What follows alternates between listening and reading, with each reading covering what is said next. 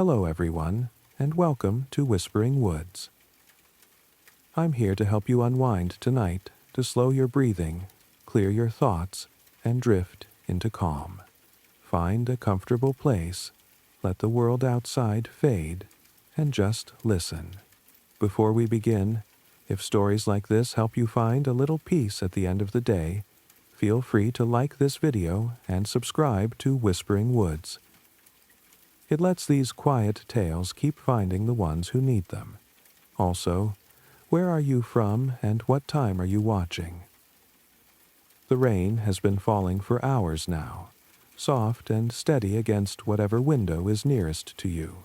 Somewhere in the distance, a clock is ticking, though you can't quite place which room it's in.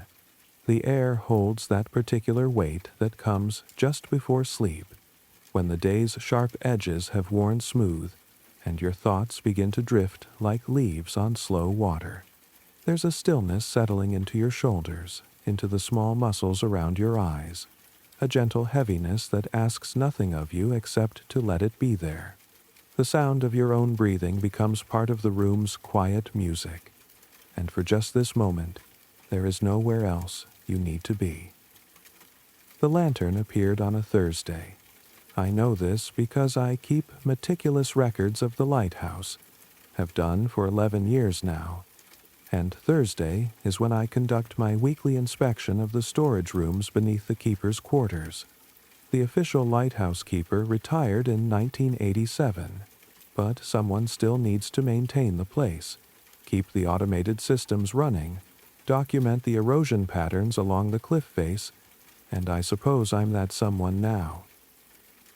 The pay is modest, the isolation is absolute, and I've grown to prefer it that way. The lighthouse stands on a finger of rock that juts into the Atlantic, 3 miles from the nearest village by a winding coastal road that becomes impassable in winter. The tower itself is white stone, 70 feet of it, with a black iron gallery circling the lamp room at the top. There's a small cottage attached to the base where I live, 2 rooms and a kitchen that smells perpetually of salt and old wood. The light still turns each night, as it has for over a century, sweeping its beam across the dark water in patient intervals. The cottage has a particular quality of quiet that I've never experienced anywhere else.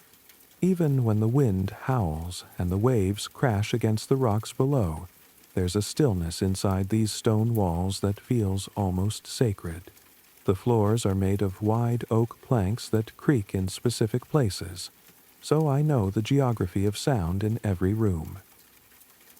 3 steps from my bedroom door, and the 4th plank groans. 2 steps into the kitchen, and there's a soft whistle from a gap in the window frame. The study, where I keep my desk and records, has a draft that moves through it like breath, especially in the evening when the temperature drops. I came here after my wife died. That was 13 years ago now. Though sometimes it feels like yesterday and sometimes like another lifetime entirely. We'd talked about isolation, about stepping away from the noise and rush of the mainland. But we'd always imagined doing it together. After she was gone, I did it alone, and the solitude became both my punishment and my salvation. Here, on this finger of rock, I could grieve without anyone watching. I could rage at the ocean and no one would hear. I could cry until I had nothing left, and the lighthouse would keep turning, indifferent and faithful, measuring time in sweeps of light across the darkness. But that was a long time ago. I'm calmer now, or perhaps just emptied out. I've learned to live with the quiet. I've learned to find purpose in small things. The precise calibration of the lamp, the careful documentation of weather patterns, the satisfaction of fixing something broken with my own hands. The lighthouse needs me, in its way, and that's been enough. I found the lantern on the lower shelf of the storage room, tucked behind crates of lamp oil that haven't been used since the light was electrified in 1962. It was an old ship's lantern, the kind that hung in captain's quarters or below decks where navigators charted courses by candlelight. Brass frame, glass panels with a faint green tint, a small door that opened to reveal a space for a candle or oil wick. The metal was tarnished but solid, etched with decorative scrollwork that caught what little light filtered down from the narrow window. The storage room itself is a cramped space, no more than 10 feet square, with stone walls that weep moisture and a ceiling so low I have to duck my head when I stand. There are shelves along 3 walls, holding supplies that range from the essential to the obsolete. Coils of rope, cans of paint, replacement bulbs for lamps that haven't been used in decades, boxes of the previous keeper's personal effects that no one ever came to claim. The air down there is thick and stale, tasting of rust and mildew, and I usually don't linger longer than necessary. But that day, something made me pause. I was checking the inventory of storm supplies, counting the emergency rations and bottled water we keep in case the road becomes impassable, when my eye caught the gleam of brass behind the oil crates. I shifted the crates aside, careful not to disturb too much dust, and there it was. I picked it up, felt its weight in my hands, and wondered how long it had been sitting there. The previous keeper had left boxes of things behind, odds and ends accumulated over 40 years of service, and I'd been slowly cataloging them, finding homes for some items, discarding others. But this lantern felt different somehow. It was too carefully made, too purposeful to have been forgotten. Someone had placed it there deliberately, had meant for it to rest in that particular shadow. The brass was cold against my palms, and I noticed that despite the tarnish, the metal underneath was sound. No corrosion, no pitting, just the accumulated grime of years in storage. The glass panels were intact, though clouded with dirt, and when I held it up to the light from the narrow window, I could see that the green tint was part of the glass itself, not just a patina of age. There was something else, too. A feeling, hard to describe, like recognition, as if the lantern had been waiting specifically for me to find it, as if this moment had been arranged long before I ever came to the lighthouse. I shook my head at the fancy, told myself I was being foolish, but the feeling persisted as I carried it upstairs to my cottage. I set it on the kitchen table, and for a long moment I just stood there looking at it. The afternoon light coming through the window illuminated the dust motes in the air, and I could hear the distant sound of waves against the rocks below, the cry of gulls wheeling in the gray sky, the creak of the lighthouse tower in the wind. The lantern sat there, looking somehow both ancient and patient, as if it had been waiting for exactly this moment to be found. That night, I cleaned it. I used brass polish and a soft cloth, working the tarnish away in slow circles, revealing the warm metal underneath. The scrollwork was more elaborate than I'd first realized, depicting waves and ships and what might have been sea creatures, though the designs were stylized enough that I couldn't be certain. The glass panels I cleaned with vinegar and water until they shone, and the green tint became more pronounced, more beautiful. There was no candle inside, no wick or oil, just an empty chamber with a small brass fitting at the bottom that might once have held a fuel reservoir. I set it on my desk near the window that faces the sea, thinking it would make a pleasant decoration, a small piece of maritime history to keep me company during the long winter evenings that were coming. October was already here, and soon the storms would begin in earnest. The great Atlantic gales that would shake the lighthouse on its foundation and send spray high enough to coat the lamp-room windows with salt. I would spend those nights inside, listening to the wind howl, watching the lighthouse beam cut through the darkness, grateful for solid walls and a roof that didn't leak. I didn't light it. There was nothing to light. But when I woke the next morning, There was a glow coming from my study, a soft amber light that seemed to breathe rather than burn. I stood in the doorway, still wearing yesterday's shirt, my bare feet cold on the wooden floor, and watched the lantern shine. For a moment I thought I must still be dreaming, caught in that liminal space between sleep and waking, where impossible things seem ordinary. But the floor was solid beneath my feet. The morning cold was real, and the light in the study was undeniably there, warm and gentle and utterly impossible. There was no flame inside, no candle, no oil lamp, no battery or bulb, just light, gentle and warm, filling the brass frame and casting long shadows across the walls. I approached slowly, each footstep deliberate, my heart beating faster than it should. I reached out and touched the glass. It was cool under my fingers, just glass and metal at room temperature, nothing that should be generating light or warmth. The light flickered slightly, not like a flame catching wind, but like something becoming aware it was being observed, like an eye-opening or a breath taken. I jerked my hand back, and the light dimmed a fraction, as if responding to my fear. I opened the small door on the side of the lantern. The light dimmed immediately, fading to nothing, leaving just the empty brass chamber and the gray morning light from the window. I stared into that empty space, seeing nothing but metal and air, no source for the illumination that had filled the room. My hands were shaking. I closed the door. The light returned, swelling back to its soft amber glow as if it had never left, and I felt something in my chest relax, a tension I hadn't known I was holding. I should have been afraid. I should have thrown the thing off the cliff or locked it back in the storage room or called someone, though who exactly I would call I couldn't say.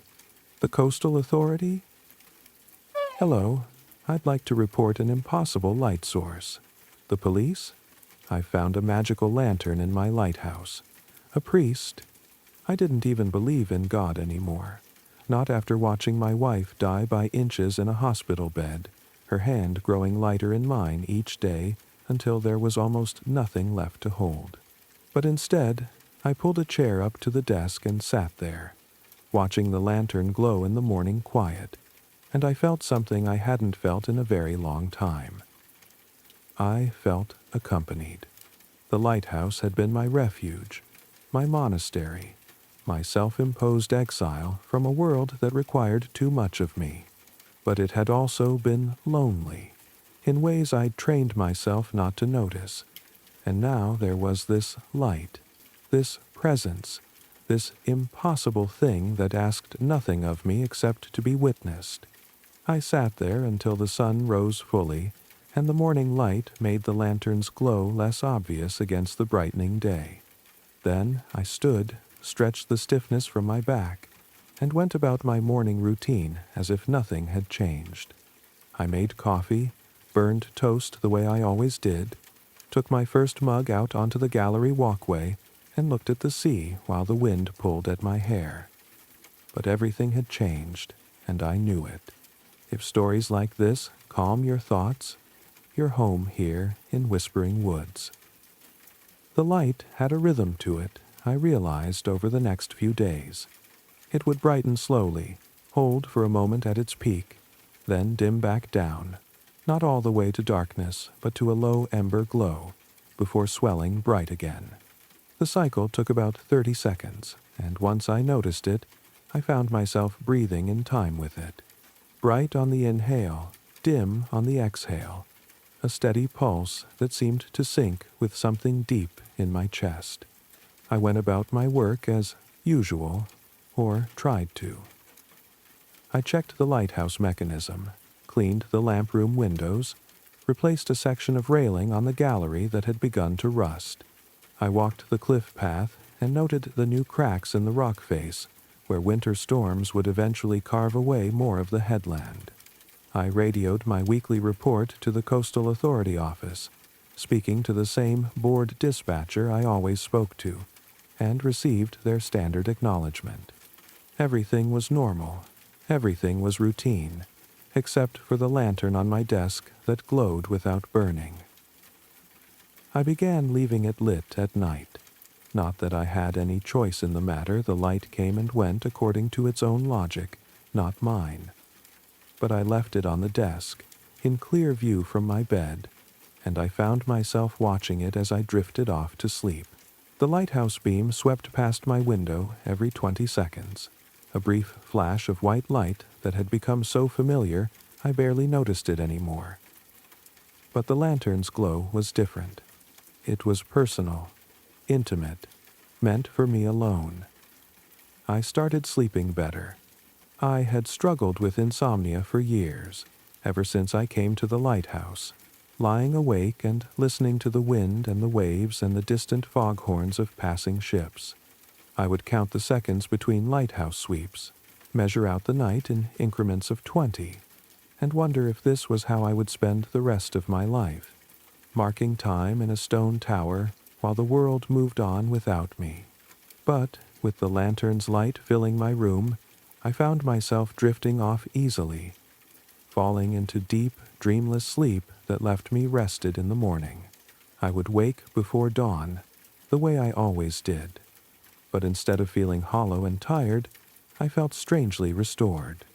The lantern would still be glowing on my desk, its light softer in the pre-dawn darkness, and I would lie there watching it pulse for a few minutes before rising to start my day. The dreams started in the second week. They weren't frightening. Not at first.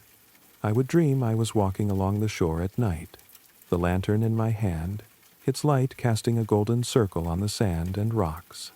The tide would be out, and I would walk for what felt like hours, following the curve of the coastline, the waves whispering against the shore.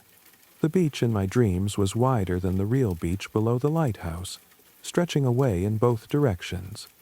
And the sand was strange, almost luminous, as if it held its own light. Sometimes I would see things in the water, shapes that might have been seals or driftwood or something else entirely, and the lantern's light would reflect off wet surfaces, off eyes or glass or the slick backs of things that moved just below the surface.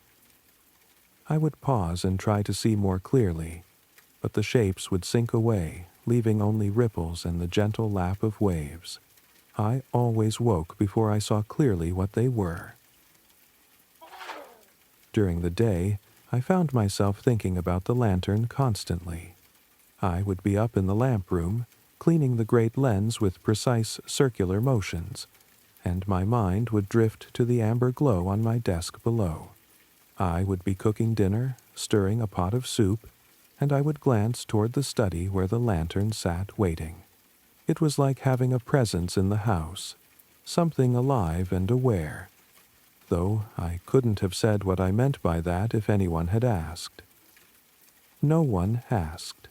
No one came to the lighthouse except the supply boat once a month, and those visits were brief, just long enough to unload crates of food and fuel and exchange a few words about the weather. The boat was crewed by a man named Davis and his son, both of whom treated me with the careful politeness reserved for hermits and eccentrics. They would hand over the supplies, accept my signed receipt, ask if I needed anything special next month, and leave again as quickly as the tide allowed. I didn't mention the lantern. It felt private somehow, like a secret I wasn't quite ready to share. What would I even say? I found a lantern that lights itself. It glows without fuel, breathes in rhythm with my lungs, and fills my nights with dreams of walking by the sea. They would nod slowly, exchange glances, and probably recommend to the coastal authority that I be evaluated for stress or isolation syndrome. So I kept quiet, signed for my supplies, and watched the boat motor away across the gray water back toward the mainland, back toward the world of people and noise and obligations. And I felt relieved when they were gone, when the lighthouse was mine again, mine and the lantern's. You're listening to Whispering Woods, where every night brings another quiet tale. In the third week, I started taking the lantern with me on my evening walks. I don't know what prompted it exactly. The nights were getting longer, the sun setting earlier each day, and perhaps I just wanted the company.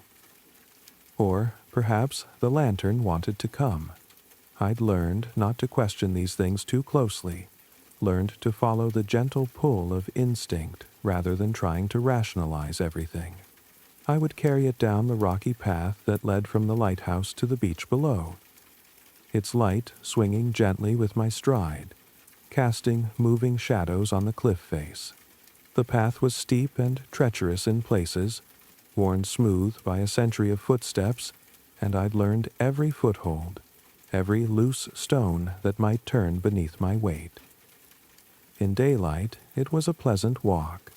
At night, with only the lantern's glow to guide me, it became something else, something timeless and strange. The beach was a narrow strip of sand and stones, hemmed in by dark rocks that rose like teeth from the surf. At high tide, the water came almost to the cliff face, leaving barely enough room to walk. At low tide, the beach stretched out, revealing tide pools and channels where water rushed and gurgled, and you could walk 100 yards from the cliff before reaching the waves. I preferred the low-tide walks. There was more to see, more to explore. The tide pools were small worlds unto themselves, filled with anemones that waved their tentacles in the current, crabs that scuttled sideways into crevices, tiny fish that darted like silver needles through the clear water. I would sit on a flat rock and set the lantern beside me, watching its light play across the water, and I would feel a curious sense of anticipation, as if I were waiting for something without knowing what. The lantern seemed to glow brighter on these walks, as if it too was excited to be outside, near the water. Its light would reflect off the wet rocks, turning them gold and amber, and would penetrate the tide pools, illuminating the hidden life below. Sometimes I would see the fish turn toward the light, drawn to it, and they would swim in slow circles beneath the surface, mesmerized. I understood how they felt. On the night of the new moon, when the sky was black and starless with heavy clouds, I walked down to the beach as usual. The lantern's light, the only illumination in the darkness. The lighthouse beam swept overhead, a bright arc against the clouds, but it felt distant, impersonal, nothing to do with me. The lantern's glow was intimate, immediate, mine. The tide was coming in, each wave reaching a little further up the sand, and I could smell the brine and kelp, the deep ocean smell that never quite faded from my clothes or hair no matter how often I washed them. The smell had become part of me, I realized, worked its way into my skin and lungs until I wasn't sure where I ended and the sea began. I set the lantern on a rock and sat beside it, listening to the waves. They had a particular sound that night, a whisper beneath the crash and foam, as if the ocean were trying to speak. I closed my eyes and listened, feeling the cool night air on my face, tasting salt on my lips, breathing in rhythm with the lantern's glow. That's when I saw the first light out on the water. It was distant, maybe a quarter-mile offshore, the point of amber light that bobbed gently with the waves. I stood up, squinting into the darkness, trying to make sense of it. A boat, perhaps, though it was unusual for anyone to be out this late, and the light seemed wrong for a navigation lamp. Too warm, too similar to the lantern beside me, too familiar. As I watched, another light appeared, further out, and then another. They multiplied slowly, one by one, until there were dozens of them scattered across the dark water, a constellation of amber lights drifting in the swells. They didn't move toward shore or away from it, just held their positions, bobbing gently. pulsing in that same slow rhythm I had come to know so well. Bright, dim, bright, dim, bright, dim.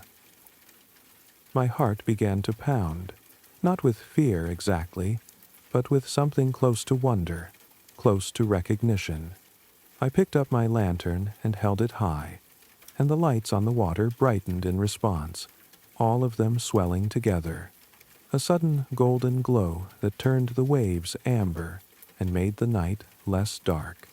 It was like holding up a torch and having 100 torches answer from the darkness, like calling into a canyon and hearing your voice return amplified 100-fold. I lowered the lantern, and the lights dimmed. I raised it again, and they brightened. We stood there together, the lights and I in that wordless communication, and I understood something I couldn't quite name. They were waiting. They had always been waiting. And the lantern in my hand was not just a light, but a signal, a beacon, a way of speaking to something that had no words. I don't know how long I stayed there. Time felt strange, elastic, measured only by the rhythm of the lights and the steady crash of waves. My arm grew tired from holding the lantern high, but I didn't lower it. I felt if I did, if I broke that connection, I might never establish it again. The lights and I breathed together, brightened and dimmed together, and for the first time since my wife died, I felt truly connected to something beyond myself. Eventually, the tide came in high enough that I had to move back from the water's edge. The waves were reaching my feet, soaking my boots, and I stumbled backward onto drier sand. When I looked out again, the lights were gone, faded back into the darkness as quietly as they had appeared. The ocean was black and empty once more, just the white caps of waves visible in the faint glow of my lantern. I carried the lantern back up to the lighthouse, my legs shaking slightly from standing so long on the cold sand. Inside my cottage, I set it on the desk and stood looking at it for a long time. The light pulsed steadily, unbothered, patient. I felt like I had stumbled onto something ancient, something that had been happening long before I arrived and would continue long after I left. But I also felt chosen. The lantern had waited for me. The lights had answered for me. Whatever this was, whatever strange communion I'd witnessed, it was mine now, and I was part of it. If your eyes are growing heavy, that's how you know you're safe here, safe in Whispering Woods. The next morning, I searched through the boxes the previous keeper had left behind. I'd been through them before, cursory glances while organizing the storage room. But now I went through them methodically, looking for journals, logbooks, anything that might mention the lantern or strange lights on the water. Most of what I found was mundane. Supply records noting quantities of kerosene and lamp oil. Maintenance notes describing repairs to the tower's exterior. Weather observations recorded in a precise hand. But at the bottom of the third box, wrapped in oilcloth and tied with string, I found a leather journal with water-stained pages. The leather was soft with age, the pages foxed and brittle at the edges. I carried it to my kitchen table, made a fresh pot of coffee, and opened it carefully, afraid the pages might crumble under my touch. The entries were dated from the 1950 seconds, written by a keeper named Thomas Marsh. His handwriting was difficult to read at first, faded and cramped, with flourishes on certain letters that made words hard to distinguish. But I sat at my kitchen table and worked through the pages slowly, sounding out words when I couldn't quite make them out, and what I read made my hands go cold despite the hot mug of coffee between my palms. He had found the lantern, too, in almost exactly the same way I had. The 12th of March, 1953, the first relevant entry read, "Discovered an old ship's lantern in the storage room today while taking inventory. beautiful piece, brass and green glass. Cleaned it up and put it on my desk. Makes for a handsome decoration. The entries continued, casual at first, noting the lantern's presence the way you might note new curtains or a repaired chair. But then, dated March 19.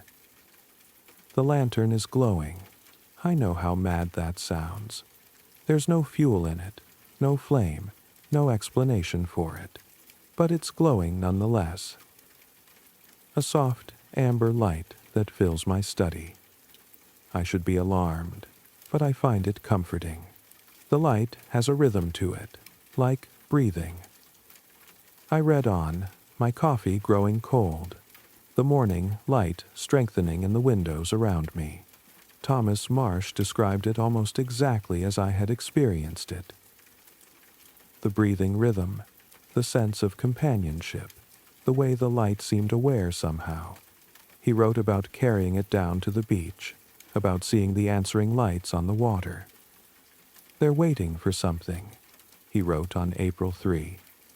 The lights on the water. When I hold the lantern high, they respond. Dozens of them, maybe hundreds. I can't see what's holding them. The lights just float there, bobbing on the waves, pulsing in time with mine. I feel like I'm speaking a language I never knew I knew. His entries became more frequent after that, sometimes multiple entries per day.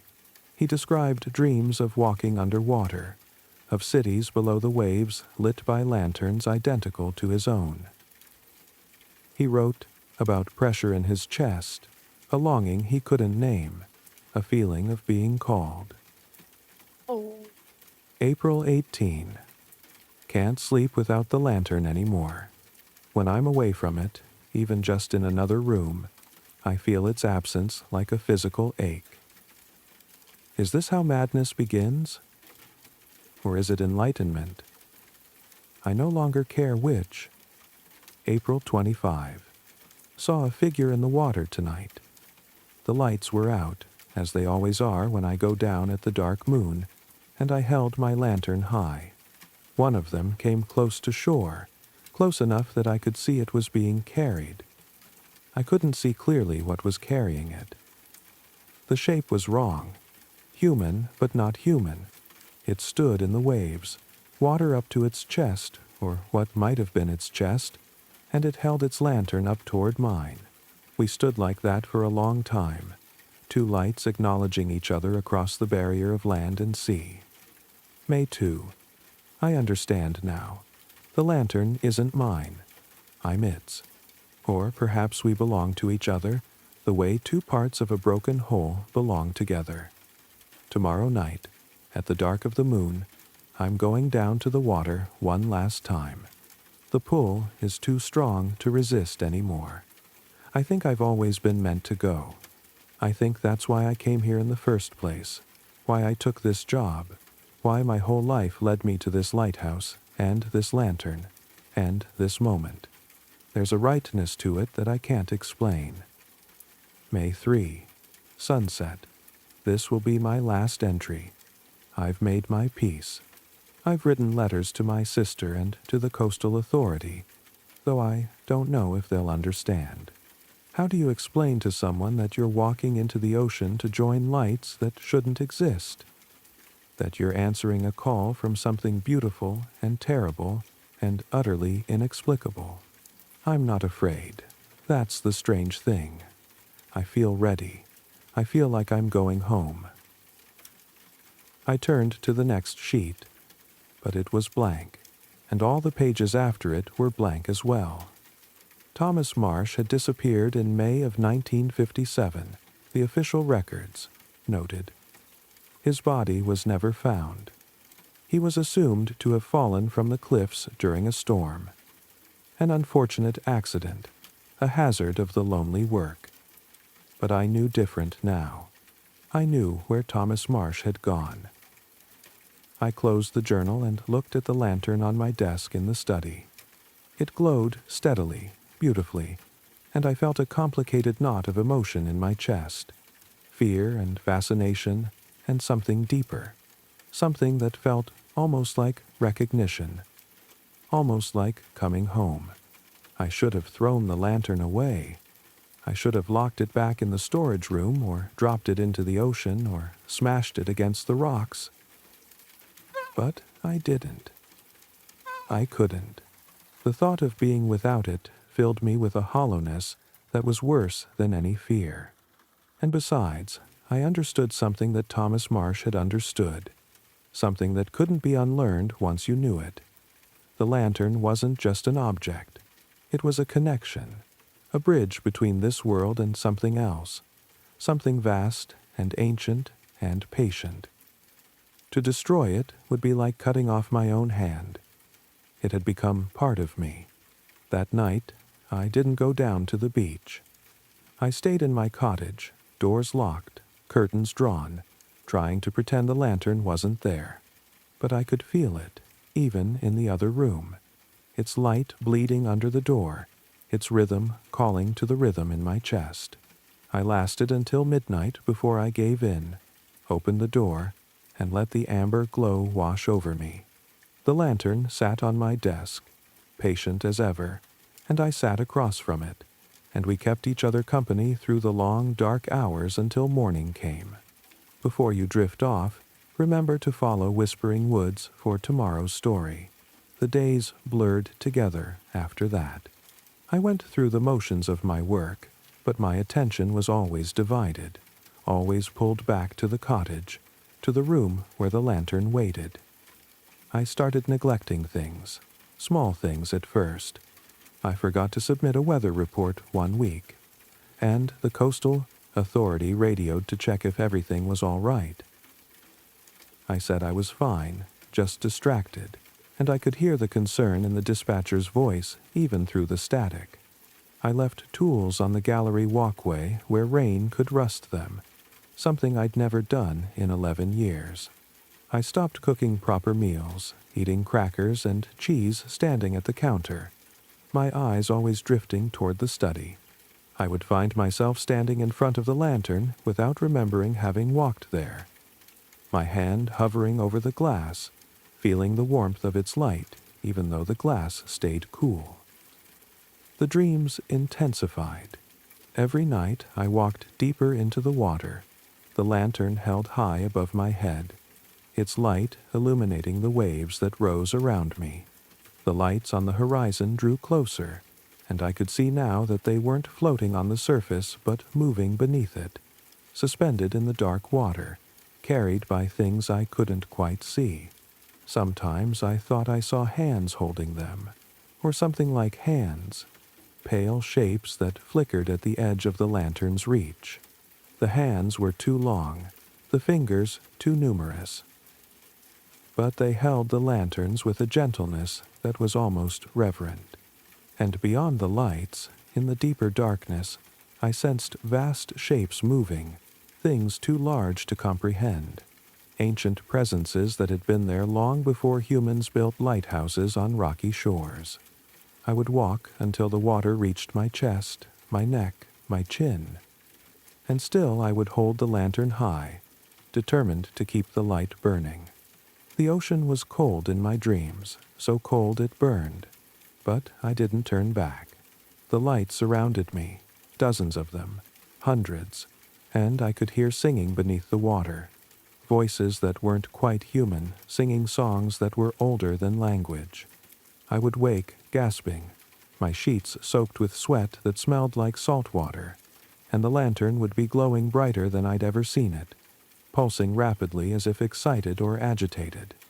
When I approached it, the light would gradually slow back to its normal rhythm, and I would feel my heartbeat slow with it, falling back into that steady pulse that felt more natural to me now than my own sleeping rhythm ever had. I knew I should leave. I should call the Coastal Authority office and request a replacement, cite health reasons or family emergency, or any of a dozen acceptable excuses. I should pack my things and drive away from this lonely finger of rock and never look back. But the thought of leaving the lantern behind was unbearable. It felt like abandoning something that depended on me, something that had chosen me specifically out of all the possible keepers who might have found it. Or perhaps it was I who depended on it. Perhaps I'd already crossed some invisible line, some point of no return, and the lantern and I were bound together now in ways that couldn't be undone. I stopped trying to rationalize. I stopped trying to understand. I simply lived with the lantern, day by day, night by night, and let it become the center of my small world. The lighthouse still turned. The light still swept across the dark water, but it felt mechanical now, automatic, nothing to do with me. The lantern's light was the real beacon, the true guide, though I couldn't have said what it was guiding or where. The weather turned colder. October became November, and the first serious storms came rolling in off the Atlantic. Great systems that battered the coast for days at a time. I watched them from the lamp room, watched the waves rise 20, 30 feet high, crashing against the rocks with a force that shook the lighthouse tower. Rain lashed the windows, and the wind howled like something alive, and I felt grateful for the thick stone walls that had stood against such storms for over a century. But even in the worst weather, I went down to the beach. The pull was too strong to resist. I would wait for brief lulls between squalls, wrap myself in oilskins, and carry the lantern down the treacherous path, my feet finding the familiar holds even in the dark and wet. The beach was transformed by storms. The sand scoured away, new rocks revealed. The shape of the shore changed in ways that would take months to settle back to normal. And the lights were always there, storm or calm, waiting in the water. They seemed closer during storms, braver, coming almost to the breaking waves. I would stand at the edge of the surf, waves exploding around my legs, spray soaking me despite the oilskins, and I would hold the lantern high. The lights would answer, surging forward, and I could see the shapes that carried them more clearly now. They were human in the way that dreams of humans are human, recognizable but wrong, familiar but strange.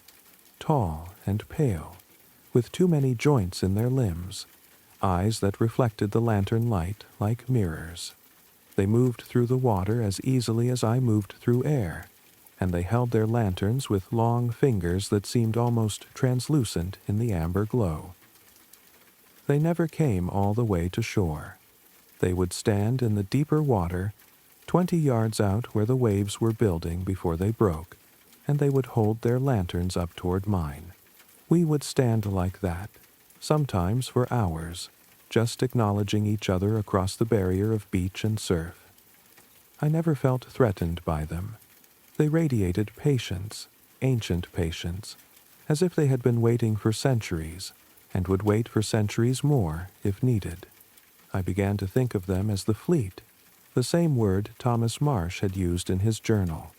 The fleet of lights, the gathering of those who had answered the call before me, who had walked into the water and become something else, something that lived between the waves and the depths. One night, during a particularly violent storm, I slipped on the wet rocks and dropped the lantern. It fell 3 feet onto the sand, and I heard the glass crack, a sharp sound even over the roar of wind and the waves. My heart seized in my chest. One of the glass panels had a long crack running from top to bottom, and I could see where a corner had chipped away entirely. But the light still glowed, undiminished, shining through the broken glass as steadily as ever. I held it close to my chest, relieved beyond measure, and when I looked up, the fleet had drawn closer to shore than I'd ever seen them. They stood in the breaking waves now, close enough that I could see the details of their faces, if faces was the right word for what they had. Their eyes were large and dark, their features smooth and somehow unfinished, as if they were sculptures that had been worn away by water until only the essential shapes remained. But they weren't threatening. They looked concerned, if such beings could be said to have expressions. They looked like they'd felt my panic when the lantern fell. I held it up to show them it was intact, and a ripple went through the fleet, a collective brightening of their lanterns that might have been relief or approval. Then they retreated back to deeper water, settling into their usual positions, and the storm continued to rage around us all. I took the lantern home that night and examined the damage by the light of my kitchen lamp. The crack was clean, not splintered, and the missing corner was small. The lantern still functioned perfectly. The light still pulsed in its steady rhythm, but I felt I'd been given a warning. The lantern was not indestructible. I needed to be more careful. I found brass wire in the lighthouse workshop and carefully wrapped it around the damaged panel, creating a decorative repair that actually enhanced the lantern's antique character. The wire gleamed against the brass frame, and the crack in the glass caught the light in interesting ways, creating small rainbows in the amber glow. The lantern seemed to approve of the repair, if that was possible. Its light had a warmth to it that night that felt almost affectionate. The months passed. November became December, and the winter storms settled in for their long siege. I spent most of my days inside now, venturing out only to check the lighthouse mechanism and to walk down to the beach when the weather allowed. Snow came rarely to the coast, but when it did, it transformed the lighthouse into something from a fairy tale. White stone against white ground, the black gallery rail stark against the gray sky. On those nights, the lantern's glow seemed even more precious, even more necessary. The warmth of its light was a comfort against the cold that seeped through the stone walls, and I would sit at my desk with a blanket around my shoulders and watch it pulse, and I would feel less alone than I had in years. Christmas came and went. I had no one to celebrate with, no reason to mark the day as different from any other. The supply boat came on December 23rd, battling rough seas to deliver my monthly provisions. Davis and his son looked concerned when they saw me, and Davis asked if I was feeling all right. I'd lost weight, I knew that. My clothes hung loose, and my face had a hollowed-out look that I saw sometimes when I glanced in mirrors. I told them I was fine, just a stomach bug, nothing serious. They didn't look convinced, but they didn't press. They unloaded the supplies quickly, eager to get back before the next squall line hit, and I watched their boat motor away with mixed feelings. Part of me wanted to call them back, to ask them to take me with them, to escape this lighthouse and the lantern and the strange communion with things in the water. But a larger part of me knew I could never leave. The lantern had become as essential to me as breathing, and the nights with the fleet had become the only times I felt truly alive. The rest was just waiting, just marking time until I could go down to the beach again and stand with the lights. New Year's Eve came. I made a half-hearted effort at celebration, opening a bottle of wine I'd been saving, but I ended up pouring most of it down the sink. It tasted wrong, too sharp, too chemical. I'd grown used to water and plain food, and anything with strong flavors felt like an assault on my senses. The lantern's light was the only richness I needed. I went down to the beach at midnight, the lantern in my hand, and the fleet was there waiting. We saw the new year in together, our lights bright against the darkness, and I felt a connection to them that was deeper than any human relationship I'd known. They understood me in ways that words could never accomplish. We were bound together by the light, by the call, by the ancient pull of the sea. January was the darkest month. The sun rose late and set early, and the days were often so overcast that it felt like twilight from morning to night. I found myself sleeping at odd hours, my schedule drifting away from any normal human rhythm. I would sleep during the day and wake at night, and the first thing I would do was check the lantern, make sure it was still glowing, still breathing in its steady rhythm. And it always was. The lantern never failed, never dimmed, never gave any sign that it was anything other than eternal. I began to wonder what would happen if it ever went out. Would the fleet disappear? Would I lose this connection that had become the center of my existence? The thought terrified me more than I wanted to admit. I found myself having conversations with the lantern, speaking to it as I would to another person. I would tell it about my day, about the maintenance I'd done, about the weather and the sea conditions. I would tell it about my wife, about the life I'd left behind, about the person I used to be before grief hollowed me out and brought me to this lonely rock. And sometimes, I swear, the lantern listened. Its light would pulse in patterns that seemed responsive, that seemed to acknowledge what I was saying. I knew I was, probably just projecting, seeing patterns where there were none, but it brought me comfort nonetheless. February brought a series of storms so severe that the coastal authority radioed to check if I needed evacuation. I declined. The lighthouse had stood for over a century. It would stand through this. But the storms were impressive. Waves so high they sent spray all the way up to the lamp room. Wind so strong I could feel the tower sway slightly beneath my feet. I couldn't go down to the beach during the worst of it. The path was too dangerous, the waves too high. I stood in my cottage with the lantern on my desk, and I watched out the window toward the sea. And on the worst nights, when the storm was at its peak, I could see the fleet's lights even from my window. Dozens of amber glows beneath the waves, holding their positions despite the violence of the water above them. They were always there, always waiting. And I found that knowledge comforting in a way I couldn't quite explain. No matter how fierce the storm, no matter how violent the sea, the fleet endured. And so would I. The storms eventually passed. March came, bringing the first hints of spring, though spring on the Atlantic coast was a relative term. The days grew longer, the sun stronger, and I began to venture outside more.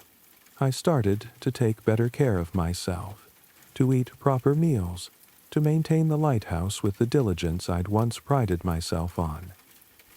But the lantern remained the center of my life. Everything else was peripheral, just the necessary business of keeping myself alive and functional, so I could continue to serve as the lantern's keeper, so I could continue to meet the fleet on the beach and maintain that mysterious connection. I read Thomas Marsh's journal again, more carefully this time, looking for clues I might have missed. He'd written about the pull growing stronger as the seasons changed, about the call becoming impossible to resist. He'd written about feeling like he was being dissolved, his edges blurring, his identity merging with something larger and older. I understood that feeling now. Some mornings I would wake up and not be entirely sure who I was.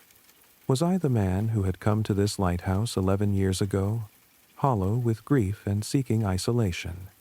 Or was I something else now, something that existed more in the amber glow of the lantern than in the solid flesh of my body?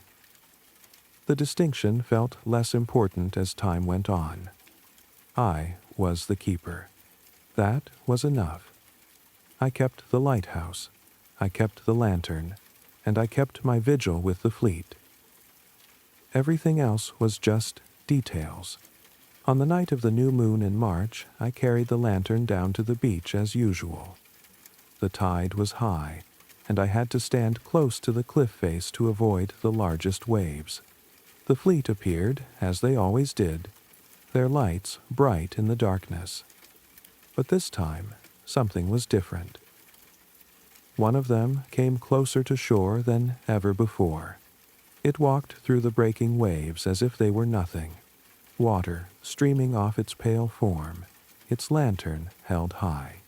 It was tall, taller than any human, and its limbs moved with a fluid grace that was beautiful and unsettling in equal measure.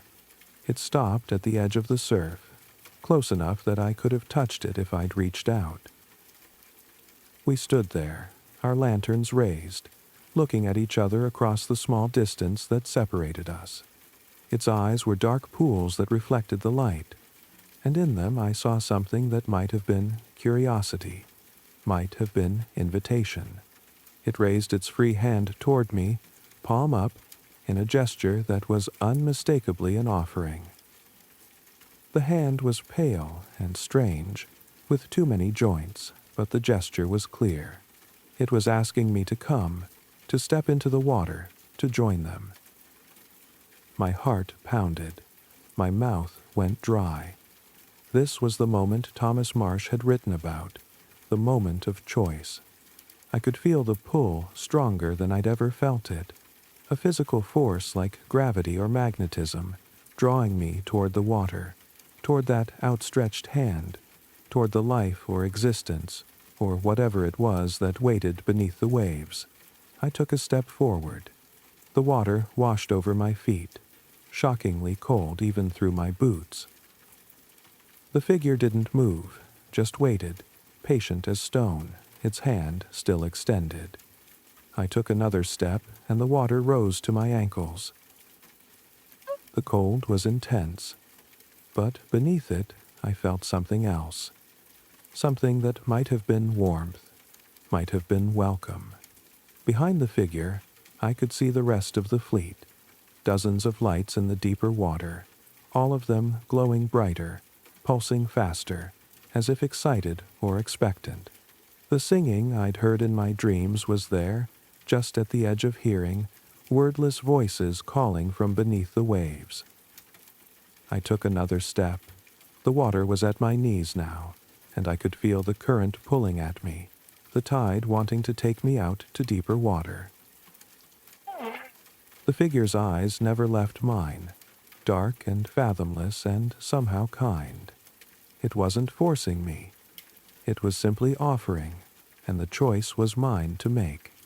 I raised my lantern higher, and it blazed brighter than I'd ever seen it, bright enough to hurt my eyes, bright enough to turn the night to amber day.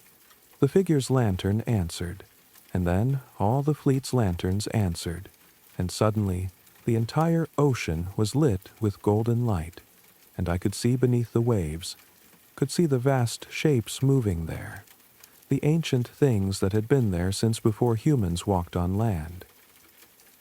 They were beautiful. They were terrible. They were both and neither, something that existed outside the categories my mind tried to impose. And they were calling me, had been calling me since the moment I found the lantern, since the moment I carried it up from the storage room into the light. I took another step. The water reached my thighs. My clothes were soaked, heavy, pulling me down. The cold was everywhere now, in my bones, in my blood, but I barely felt it. All I felt was the pull, the call, the overwhelming desire to keep walking, to let the water close over my head and become whatever these beings were. And then I heard it. A foghorn, distant but clear, cutting through the night. Not the automated horn from the lighthouse, but something deeper, more insistent. A ship's horn, sounding twice, 3 times, a warning or a call, or maybe both. The spell broke, the dream shattered. I stumbled backward, gasping, and the water that had felt almost warm suddenly felt like ice. My foot slipped on a stone and I fell. Going under for a moment, the salt water flooding my nose and mouth, burning my throat. I came up sputtering, the lantern still somehow in my grip, and I thrashed toward shore with the panicked strength of drowning. I crawled onto the sand, shaking violently, my lungs burning, and looked back at the water. The figure was still there, its hand still extended, but it was retreating now, walking backward into the deeper water with slow, measured steps. Its expression, if it had expressions, seemed sad, or perhaps disappointed, or perhaps just patient, knowing that the call was always there, that I would return when I was ready. The rest of the fleet was fading, their lights dimming, withdrawing toward the horizon. The singing stopped. The ocean went dark again, just black water and white foam, and the distant lights of a cargo ship passing in the shipping lanes far offshore. That ship's horn had saved my life, or ruined it. I wasn't sure which. I lay on the cold sand for a long time, the lantern clutched to my chest, and listened to my heart hammer against my ribs. Gradually, the shaking subsided. Gradually, the world came back into focus. The lighthouse beam swept overhead, regular as clockwork, marking out the seconds with light. The waves washed up the beach and retreated with their eternal rhythm. The wind blew cold off the ocean, carrying the scent of salt and distance. I was alive. I was still human. I had made a choice, even if I wasn't sure it was the right one. I carried the lantern back up to the cottage, my clothes dripping, my teeth chattering. I set it on the desk and stood looking at it for a long time. The light pulsed quietly, steadily, asking nothing, offering nothing, simply being. It was beautiful. It was dangerous. It was both and neither, and something I had no words for. I wrapped it in the same oilcloth I'd found Thomas Marsh's journal in, and carried it down to the storage room beneath the keeper's quarters. I placed it on the lower shelf, behind the crates of lamp oil, exactly where I'd found it. I closed the door and locked it and climbed back up to my cottage. And I didn't look back. That was 6 months ago. I'm still here, still keeping the lighthouse, still walking the cliff paths, and filing my reports, and living with the salt wind and the sound of waves. The insomnia has returned, worse than before. I lie awake most nights, listening to the dark, and I think about the lantern in the storage room below. I think about the lights on the water and what they were waiting for. I think about Thomas Marsh and the other keepers before him, and I wonder if they found what they were looking for in the deep. I wonder if they're still down there, drifting with their lanterns through underwater cities, breathing water like air, finally home. I wonder if I made the right choice. The supply boat came yesterday. Davis and his son unloaded the crates, and Davis commented that I looked better, healthier, more like my old self. I thanked him and signed for the supplies, and I didn't tell him that I feel emptied out, hollowed, like something essential has been taken from me. I walk the beach sometimes, in daylight now, never at night. I look at the water and I see only waves and gulls and the occasional seal. The fleet is gone, or I can't see them anymore, or they've decided I'm not worth waiting for. I tell myself I'm relieved. I tell myself I escaped something dangerous, something that would have consumed me entirely. But I don't believe it. Deep down, I know I turned away from something extraordinary, something that might have given meaning to all the hollow years since my wife died. I know I chose safety over mystery, loneliness over connection, the slow death of routine over the transformative plunge into the unknown. Some nights, though I try not to, I think about going back down to the storage room. I think about unwrapping the oilcloth, lighting the lantern one more time, carrying it down to the beach on a dark night. I think about stepping into that cold water, holding the light high, and waiting to see if the answering lights will come again. I haven't done it yet. I won't do it tonight. But tomorrow is the new moon, and the tide will be high. And I've already noticed myself walking more slowly past the storage room door, my hand reaching unconsciously for the key in my pocket. I am the lighthouse keeper, but I don't know what I'm keeping anymore. The light turns whether I'm here or not. The mechanism is automatic. Faithful, requiring nothing but the occasional maintenance. Perhaps I'm not keeping the lighthouse at all. Perhaps I'm keeping vigil, standing watch over something older and stranger than any navigation aid. Perhaps I'm just waiting, as the lights in the water have always been waiting, for the next keeper to find the lantern in the storage room and carry it up to their cottage and set it on their desk. And when they do, when the inexplicable light fills their room and they begin to breathe in rhythm with its glow, I hope they're stronger than I was. I hope they have the courage to either throw it away completely or follow it all the way down into the depths, instead of living in this gray space between, this half-life of always wondering what might have been. The rain is still falling tonight, as it was at the beginning of this story. I can hear it against the windows, gentle and steady, the same rain that's been falling on this lighthouse for 100 years. The clock in the kitchen is ticking. The waves are murmuring against the rocks below. And somewhere in the storage room beneath my feet, wrapped in oilcloth, resting in darkness, the lantern is waiting. It's always waiting, and so am I. The lighthouse beam sweeps past my window again, bright and brief, and in that moment of illumination I see my reflection in the glass. I look tired, I look thin. I look like a man who hasn't slept properly in months, who stands on cliff edges and thinks too much about the depths, but I'm still here. I'm still keeping my watch. I'm still breathing in and out, like the rhythm of a lantern that's hidden away but never truly gone. The sea is dark tonight. The wind is rising. Tomorrow the new moon comes, and I know I'll feel the pull again, stronger than ever. I know I'll stand at my window looking out at the water, searching for amber lights that may or may not be there. I know I'll feel my hand drifting toward the key in my pocket, toward the storage room door, toward the choice I've been avoiding for 6 months. And maybe tomorrow night I'll be strong enough to resist again.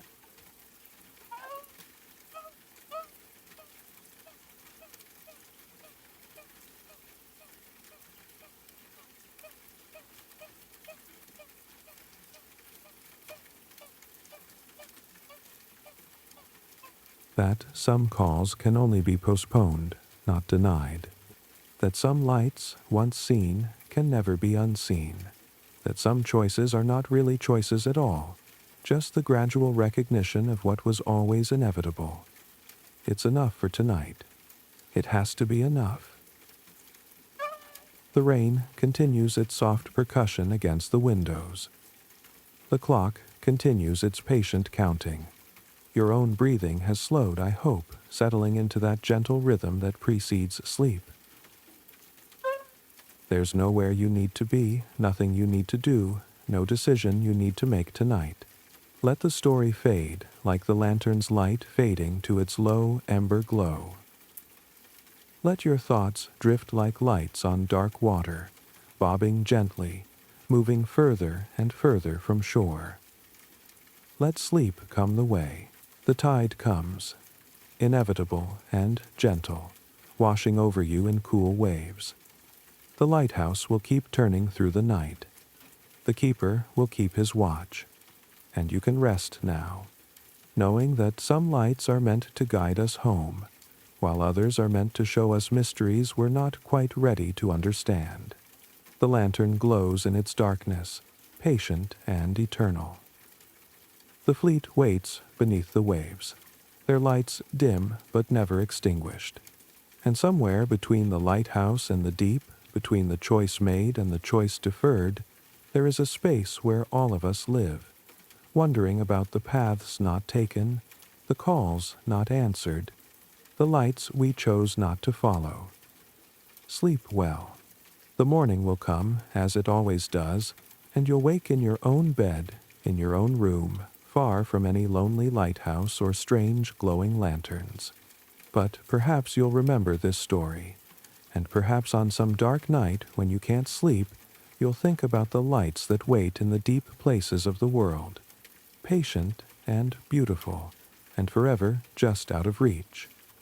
You'll think about the choices we make between safety and mystery, between the known and the unknown, between staying on shore and stepping into the water. You'll think about what we gain with each choice, and what we lose, and whether there's ever really a right answer. And maybe, in the space between waking and sleeping, you'll hear it too. The soft pulse of a light that needs no fuel, the distant song of voices beneath the waves, the gentle call of something ancient and patient and utterly inhuman, offering transformation at the cost of everything you know. But that's enough wondering for tonight. Rest now. The waves will keep their rhythm while you sleep. The lantern will keep its vigil in the darkness. And tomorrow, when you wake, the world will still be here, solid and ordinary and safe. Sleep